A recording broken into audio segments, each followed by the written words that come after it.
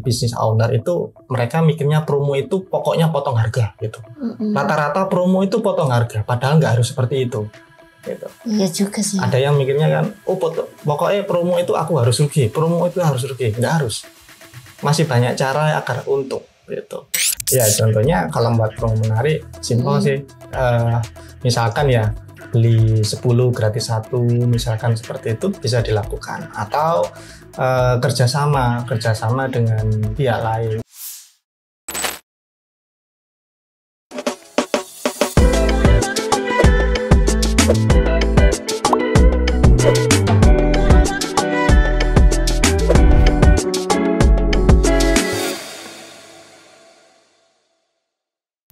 Nah, akhirnya sudah ketemu sama Mas Jamal lagi nih.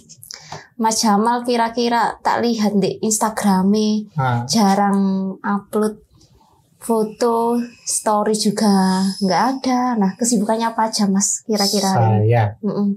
Saya memang jarang bermedia sosial. Nah, kebetulan kalau keseharian ini tadi habis jemput temen di daerah Puri sana ya. Kemudian lebih banyak di mainan ikan, kebetulan saya hobi ikan, terus baca-baca buku, kemudian analisa, ya semacam itulah kegiatan sehari-hari saya. Yang umum, yang paling sering saya lakukan ya koordinasi dengan tim yang ada, gitu sih Mbak. Nah, kita kali ini mau lanjutin pembahasan yang sempat tertunda. Oh yang kapan hari itu ya. Nah itu. Kenapa? Itu ngomong-ngomong sebelumnya Mas Jamal ini saya lihat di sosial medianya itu ya suka upload buku. Apakah suka baca buku? Iya, memang saya hobi baca Mbak dari kecil. Memang banyak yang saya baca. Koleksi gitu ada banyak. Bisa dikatakan koleksi tapi lebih cenderung ke bacanya. Kalau di koleksi itu dikumpulkan aja. Itu biasanya buat pajangan. Buat pajangan biar kelihatan wah gitu. Kalau saya baca kebetulan gitu. Buku. Kenapa memangnya? Enggak sih, cuma penasaran aja. Soalnya gitu. Kan kemarin kan kita bahasnya Mas Jamal ini wawasannya di bidang marketing kan lumayan luas juga sih. Gitu. Lah bukunya ini kira-kira yang paling banyak pasti buku pemasaran kayaknya. Enggak juga sih. Enggak juga. Malah enggak ada. Enggak punya buku tentang pemasaran. Enggak punya. Buku-bukunya lebih banyak cenderung ke buku tentang pengembangan karakter, buku tentang bagaimana mengelola, bagaimana mengatur mindset. Ya semacam itu. Ada keluaran dari Larry Winget itu salah satunya. Gitu. Nah itu Mas kemarin kan kita bahasnya itu kan tentang cara ngembangin bisnis. Nah sebenarnya kan saya juga pengen tanya banyak hal. Nah itu diantaranya promosi kalau nggak salah belum dibahas ya kemarin ya. Iya ada tapi sedikit. Iya sedikit pembahasannya. Nah barangkali hari ini Mas Jamal mau sharing tentang promosi itu kayak gimana sih? Boleh. Iya kan beda-beda kan biasanya. Iya. Promosi itu. Promosi atau mempromosikan atau promo atau yang mana ini? Karena banyak itu. Yang enaknya Jais gimana? Dua-duanya juga nggak apa-apa. Dua-duanya ya. Oke. Ada yang orang bilang promo, ada yang orang bilang promosi, ada orang bilang mempromosikan. Tapi yang beda-beda ya? Oh iya beda-beda tentunya, pastinya beda. Karena sesuatu itu kalau nggak dibedakan ya nanti akan rancu. Nah, jadi simpelnya aja promo itu potong harga, mempromosikan itu aktivitasnya. Simpelnya adalah seperti itu. Kalau itu contohnya nih dari promo itu kayak gimana Mas? Promosi dan mempromosikan gitu ya. Promosikan. Contohnya kalau kita mempromosikan ya, kita mempromosikan itu lebih banyak bermain di media. Contohnya kalau di online ada media sosial itu bisa broadcast, bisa website dan banyak aktivitas-aktivitas mempromosikan di media tersebut. Kalau offline gitu ada nggak? Ada. Kalau offline bisa cenderung ke baliho, banner, brosur, sebar-sebar brosur atau aktivitas yang mbak-mbak yang biasanya SPG rokok itu yang nyebarin brosur gitu, itu salah satu aktivitasnya seperti itu. Karena mempromosikan itu kan melakukan sesuatu tindakan atas sesuatu, jadi nggak harus membuat promo dulu, nggak harus seperti itu. Bisa juga kan kita mempromosikan nama perusahaan, brand perusahaan, kan seperti itu. Mengenalkan secara nggak langsung, aktivitasnya itu mengenalkan. Simpelnya kayak gitulah. Nah. Kalau itu Mas, butuh kalian khusus nggak sih kalau kayak gitu, kayak mau promosikan ya kalau aktivitasnya. Promosi, mempromosikan gitu ya. Kalian khusus barangkali. Kan biasanya kalau yang tadi kan offline kayak mbak-mbak contohnya yang nyebarin brosur, kan itu pasti bakal ngomong juga kan sama orang kan. Nah itu butuh itu nggak sih juga keahlian khusus atau yang promosinya kayak online gitu melalui website? Butuh kalian khusus juga nggak kalau kayak gitu? Pastinya kalau keahlian khusus lebih banyak cenderung di online ya. Kalau di offline sendiri ini lebih cenderung banyak di jalanan soko kulino ya, orang bilang ya. Istilahnya dilakukan setiap hari aja, nanti pasti akan bisa dengan sendirinya ketika ada senior yang membimbing. Nah untuk yang di digital sendiri, di online sendiri itu memang butuh keahlian khusus. Dan itu kenapa kalau memang ada hubungannya dengan penjualan misalkan cari aja yang paling gampang, cara paling simpel, paling mudah adalah cari aja kayak semacam distributor ataupun tingkat level di atasnya yang mau untuk ngajarin. Itu malah lebih simpel, lebih enak. Jadi nggak perlu belajar banyak, cukup mengikuti request ataupun sebuah kayak semacam ya, contoh katakanlah ya, ada sebuah event ataupun promo, kemudian dari distributornya biasanya ngasih tahu petunjuk, kamu harus gini, lah nanti diajarin gitu ya. Paling enak seperti itu, jadi nggak perlu terlalu belajar terlalu banyak gitu loh, karena tadi kan ada online, ada website, ada broadcast banyak sekali media sosial. Nah media sosial sendiri ada banyak macam-macam. Melajari algoritmanya juga pusing, belum mikir konten. Nah kalau cara buat promo yang menarik konsumen nih, itu kayak gimana Mas? Ya contohnya kalau buat promo menarik, simpel sih. Misalkan ya beli 10 gratis 1, misalkan seperti itu bisa dilakukan. Atau kerjasama dengan pihak lain. Jadi misalkan seperti ini, kita katakanlah ngomong jualan kacamata gitu ya, jualan kacamata. Kira-kira kacamata kalau targetnya adalah perempuan dengan muslim yang ada di Indonesia, kalau muslim lebih banyak ya, kita lihat target marketnya dulu. Jualan kacamata, kemudian targetnya adalah muslim, wanita. Kira-kira yang dipakai seorang muslim wanita itu apa? Banyak jelas sih. Kacamata kan. Nah kalau saya sendiri kan. Biasanya itu kan kalau frame, apalagi ngomong kacamata kan, kalau cewek kan lihatnya frame dulu dilihat yang kayak modis dulu, yang mengikuti zaman sekarang itu kayak gimana. Biasanya seperti itu sih kalau aku pribadi loh. Sama pribadi ya. Kalau selain kacamata, kalau yang dipakai seorang wanita muslim apa kira-kira? Hijab. Nah ya itu petunjuknya. Bisa aja kerjasama dengan misalkan jual kacamata gitu ya, ada lagi satunya lagi jual hijab, ya udah merger kerjasama, bikin sebuah promo gitu. Beli ini nanti diskonnya ini, beli ini diskonnya ini, saling tukar-tukar. Iya, saling tukar-tukar kan bisa seperti itu. Bisa. Kirain tuh promo kayak cuman sekedar kalimat aja gitu kan. Kalau orang awam kan ngiranya kan seperti itu, kalimat aja. Bisa gitu. juga bisa bikin sistem kalimat gitu. Jadi orang awam kadang ngelihatnya malah bukan ada yang kalimat, ada juga yang mikirnya itu dari bisnis owner itu, mereka mikirnya promo itu pokoknya potong harga gitu. Rata-rata promo itu potong harga, padahal nggak harus seperti itu. Gitu. Iya juga sih. Ada yang mikirnya kan, pokoknya promo itu aku harus rugi, promo itu harus rugi, nggak harus. Masih banyak cara agar untung gitu. Contoh kecilnya ya, contoh kecilnya. Bisnis apa coba kira-kira? Bisnis pulsa contohnya. Pulsa gitu ya. Gini, bisnis pulsa. Katakanlah seorang bisnis owner pulsa, kelas kita sebut aja sudah medium ya, udah lumayan, katakanlah omsetnya udah lumayan. Ya tinggal bikin aja promo beli pulsa 5.000 gratis voucher belanja 50.000 untuk pembelian orang misalkan target marketnya cewek, voucher untuk pembelian hijab 50.000 seperti itu, atau voucher untuk ke klinik kecantikan sebesar 50.000 seperti itu. Tadi beli pulsa 50.000 dapat voucher belanja 50.000. Nah, hitungnya gimana Mas? 50. Terus labanya ya. Iya, berapa kira-kira? Nah, itu. Gitu. Ini yang menariknya adalah seorang business owner itu memang dituntut untuk punya networking yang luas. Artinya apa? Artinya sesuatu itu tidak harus berdasarkan dengan potong harga yang pertama untuk membuat promo. Yang kedua, sebenarnya yang paling mahal dalam sebuah perusahaan adalah data pelanggan dan brand itu sendiri.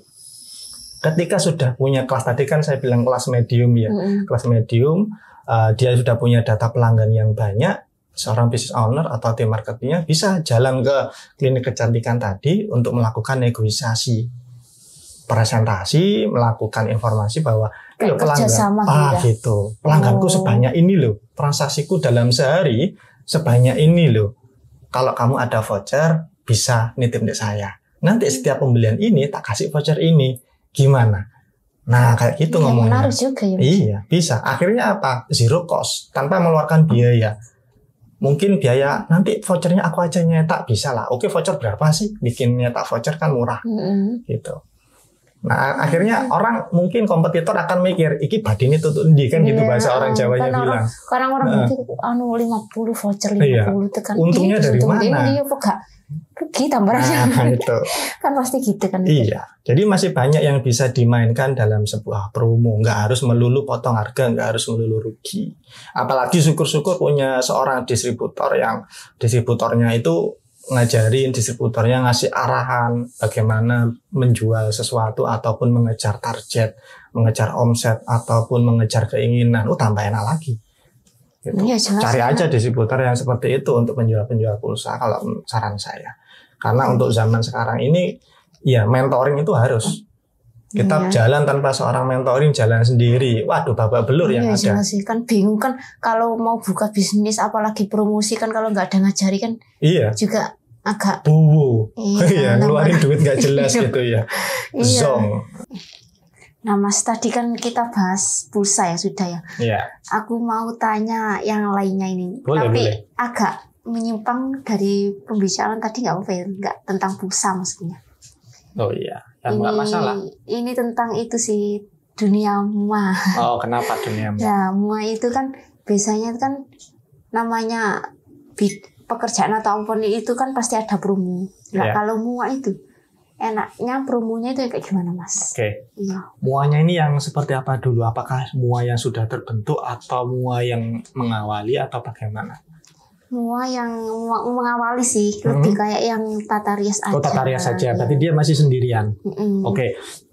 Yang pertama sebenarnya bukan promo dulu yang kalau menurut saran saya ya, yang dilakukan adalah memperluas jaringan terlebih dahulu. Networkingnya ditambah lagi. Ya, menambah networking ataupun rekan bisnis, rekan kerja di orang-orang yang fotografernya bisa, atau ke yang tempat apa namanya ini yang tempat duduk itu loh, orang backdrop gitu, kayak semacam itu, sound system itu aja yang ditambah terlebih dahulu. Karena tanpa kerjasama semacam itu, seorang mua yang baru jalan itu akan susah. Gitu. Kalau arahnya ke manten ya. Nah, karena apa? Karena kalau langsung masuk ke ranah yang lebih besar secara langsung, ya bisa, tapi budget harus tinggi juga. Karena masuk ke tingkatan kayak semacam artis, masuk ke selebgram aja harus masuk lewat jalur khusus. Gitu ya? Iya, kan harus masuk ke jalur khusus dulu gitu lah. Itu ada ininya, ada gono gininya kayak semacam itu. Biasalah dunia bisnis kan semacam itu. Nah, cara untuk membentuknya tadi kerjasama dulu. Iya. Membentuk tim gitu ya. Secara nggak langsung bergabung ataupun membentuk tim. Gampangnya ya branding, personal branding terlebih dahulu. Tunjukin kalau mua, tunjukin kalau ahli dalam rias. gitu. Merias apa dulu gitu katanya. Nah, nanti baru masuk ke tahap level selanjutnya dengan cara apa? Dengan cara membuat sebuah promo setelah terbentuk itu semuanya. Kalau menurut saya, saran saya, ya promo itu paling enak dilakukan ketika tidak ada misalkan di manten ya, katakanlah target marketnya manten dulu ya. Yang paling gampang, yang paling simpel kan manten. Ketika tidak musim manten dan berbagai macam hal, itu di saat yang tepat untuk melakukan promo. Iya, soalnya kan mua kan biasanya musim-musiman kan. Iya, musiman. Waktunya nikah, jopan full biasanya gitu. Tapi kalau pas udah nggak ada yang itu lagi, nggak musim kawin. Nggak musim kawin kan sepi juga. Kan. Di saat itulah saat yang tepat untuk potong harga. Oh, pas nggak ada orang kawin. Iya. Gak musim nikah lah. Iya. Ayo, kenapa coba? Kenapa Mas? Kalau gitu Mas. Kok bisa maksudnya malah diturunin harganya? Iya. Karena nggak ada orang nikah, otomatis barangnya nggak laku. Tapi mindset orang yang lihat harganya murah nggak? Ya murah nggak sih? Katakanlah kan udah dipotong kan harganya sekian jadinya sekian. Mindset orang ketika melihat promo tersebut, loh kok murah ini? Kok murah ini? Gitu. Iya. Tertarik. Itu yang disebarkan terlebih dahulu. Jadi promonya digenjotnya itu di fase-fase di mana justru tidak ada momen. Tidak ada momen. Kita lakukan promo. Gitu. Nanti ketika ada momen pernikahan, boleh dipromo tapi nggak boleh banyak, nggak boleh sampai tekor. Gitu. Itu cukup potong harga dikit aja gitu. Orang karena apa? Orang anggapnya bahwa itu sudah murah gitu. Mindsetnya sudah murah karena sudah dibentuk sebelumnya. Orang-orang sudah tahu sebelumnya. Bisa aja kan mungkin Saman bakal sadar. Oh iya karena ini penuh antriannya gini. Mereka selalu ada alasan untuk meningkatkan harganya. Karena orang kalau kepepet kan mau nggak mau ya cari itu bayar. Dia bayar. Iya. Benar. Kalau kepepet kan aji kepepet. Kalau udah punya nama kepepet nggak ada pilihan lain apalagi dan sudah terlanjur cocok sama si mua ini tadi, ya sudah pasti akan deal. Gitu. Iya sih, benar juga sih Mas. Ya. Berarti ya beda-beda kan intinya promo dari setiap bidang itu tadi ya. Kalau yang mua tadi kan promonya pas waktu alangkah baiknya pas waktu bukan musim-musim orang nikah itu tadi. Loh, justru sama kok. Sama aja. Contoh katakanlah pulsa, handphone, dan aksesoris dan sebagainya ya. Iya. Yang paling enak yang dipromosikan ya contoh ya. Kita ngomong aja Hari Raya Idul Fitri ya. Momen dimana orang banyak megang duit ya. Iya banyak. Iya. Ampau banyak. Iya kan. Apalagi contoh Natal gitu ya. Contoh tahun baru ataupun contoh Hari Raya Idul Fitri ada THR turun. 1 minggu sebelum atau 2 minggu sebelum. Itu pasang harga sebesar-besarnya, semurah-murahnya. Nanti di hari Idul Fitri malamnya contoh katakanlah ya, itu promonya akan di stop. Syukur-syukur kalau punya baliho ya, misalkan ya, yang kita bahas di offline ya, katakanlah di dunia pulsa gitu ya, ataupun dunia jual elektronik ataupun jual peralatan-peralatan berhubungan dengan pulsa gitu, handphone itu biasanya ya. Sebelum hari raya pasang. Pas hari raya turunin. Besoknya setelah hari raya kan biasanya banyak orang belanja. Gitu ya. Iya, harganya udah normal lagi, tapi orang nggak peduli karena megang. Wah, iya benar juga sih. Mereka mindsetnya sudah termindset murah karena melihat iklan sebelumnya. Iklan sebelumnya. Kalau nggak punya baliho gimana ya? Udah iklan pakai digital, iklan berbayar, broadcast dan sebagainya. Nanti kalau udah hari-harinya menjelang banyak-banyaknya itu, oh ya ini karena ini karena ini kan biasanya kayak gitu. Bisa ada aja alasannya gitu. Harganya akan naik. Iya biasanya kan gitu. Mau beli HP dilihat dulu kan orang kan kepincet sama harganya dulu. Harganya dulu dilihat dulu gitu. Pas harinya mereka punya duit ternyata harganya udah normal dan dia itu lupa kalau dulunya sebelumnya itu harganya berapa. Gitu. Pinter juga ya berarti seitunya kita. Pintar-pintarnya itu tadi. Iya, memanfaatkan momen yang ada. Jadi nggak harus terpatok pada promo itu pasti rugi, nggak harus seperti itu. Justru kadang promo itu kelihatannya rugi di awal, tapi endingnya dapat traffic lebih besar lagi. Iya, karena promo itu tadi. Iya, pengunjung pastinya akan naik. Gitu. Ya menarik juga sih Bung. Iya. Pembicaraannya. Mau tanya banyak tapi kok ya waktunya terbatas. Iya, saya tadi katanya cuma sebentar. Iya. Kan kalau ngobrol kan suka nggak itu sih, Bang. Iya. Lupa waktu. Nah, ini tadi kan sudah dibahas ya tadi yang tentang saya tarik kesimpulannya tadi. Boleh. Yang pertama, promo ternyata tidak perlu dari potongan harga aja. Iya. Bisa juga memanfaatkan partner bisnis juga bisa. Terus yang kedua bisa memanfaatkan media informasi juga yang ada. Terus yang ketiga memanfaatkan momen dan peluang yang ada juga. Terus yang keempat nyari distributor yang mau ngajarin itu terutama yang enak juga sih kalau itu. Saya suka yang poin 4 ini juga. Iya. Nah ini sebelumnya terima kasih ya Mas ya sudah mampir ke podcast saya. Sama jangan sungkan aja, jangan bosen-bosen. Oh iya boleh. Ya pokoknya janjian dulu ya. Nanti kalau memang butuh waktu lama ya bilang aja. Mas ini agak lama sedikit nggak bisa nggak nanti. Kalau saya bilang bisa ya pasti bisa. Tapi kalau misalkan ini waktunya bisanya cuma sekian karena nanti saya harus cabut lagi gitu sih. Iya kan Mas Jamal orangnya sibuk. Oh enggak sebenarnya. Itu mainan ikan saya. Oh iya. Ikan apa cupang? Bukan. Enggak, ikan kecil-kecil apa itu? Ikan kecil. Iya, ikan koki. Udah. Nanti kapan-kapan kita bahas lagi. Boleh. Bahas apa kedepannya langsung di itu aja langsung. Saya undang langsung ke sini aja ya Mas ya Mas. Baik Sobat Yopai, jangan lupa jaga kesehatan dan tetap tenang di tahun 2023. See you next time. Dadah.